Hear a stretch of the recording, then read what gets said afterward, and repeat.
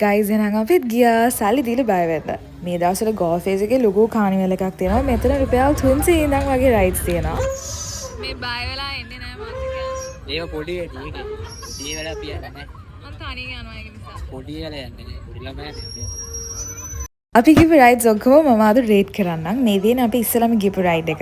මේක නම් විනාඩි 3-4ක් විතර තිබ්බා. හැබැයි මේක නම් යන්න ඕනේ රයිඩ් එකක්. මේක ගොඩාක් උඩට යනවා. ඒතර කොළඹ ලස්සනට උඩ ඉඳන් පේනවා. මේක ඉතින් කැරකිල්ල වගේ වමනේ වගේ තියන අය නම් යන්න එපා. ඊළඟට අපි ගියා මෙන්න මේ රයිඩ් එක. මේක තමයි එතන තිබ්බ භයානකම ඇඩ්වෙන්චරස්ම රයිඩ් එක. මොකද පොඩක් බයලා හිටියේ හරියට ලොක් කරනවද කියලා. හැබැයි ඒගොල්ලෝ ඇවිල්ලා ආයෙත් චෙක් කරා ඒක ලොක් එක ගැලවෙන්නේ නැහැ කියලා කිව්වා. මේක නම් මාර ෆාස්ට් යනවා. මේකට නම් 10න් 10ම දෙන්න පුළුවන්. මේ රයිඩ්ස් ඉක්මනට ඉවර වෙන්නෙත් නෑ යනවා විනාඩි 3-4ක් වගේ. තව එක එකව තිබ්බ හැබැයි අපි ඔක්කොම try කරන්න ගියේ නෑ. ඕවා තව මේකක් තියෙනවා අපි බුල්ගේ පිටේ ඉන්න ඕනේ තප්පර 100ක්. මේක නම් ලේසි නෑ. ඒක අපි මලි try කරා. එයා හිටියා තප්පර 87ක් අපරාධ.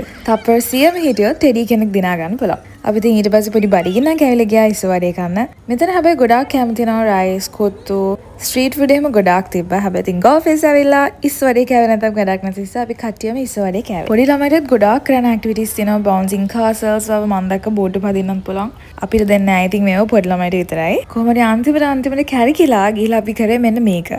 මේව මේ දකිදිනිය අවුලක් නෑ වගේ පේනට ඒවල යද්දි තමයි ඇත්තටම තේරෙන්නේ. මේ රයිඩ් එක විනාඩි 6ක් විතර තිබ්බා. මේක නම් පොඩක් කැරිකිලක් ආවා. හැබැයි ලොකු අවුලක් වෙන්නේ නැහැ. මේ රයිඩ් එකට දෙන්න ප්ලෑන් 10න් 9ක්. කලින් රයිඩ්ස් එක නම් අනිවාර්යයෙන්ම try කරලා බලන්න. ඒ දෙක සුඛ. එහෙනම් ඉතින් අදට එච්චරයි. bye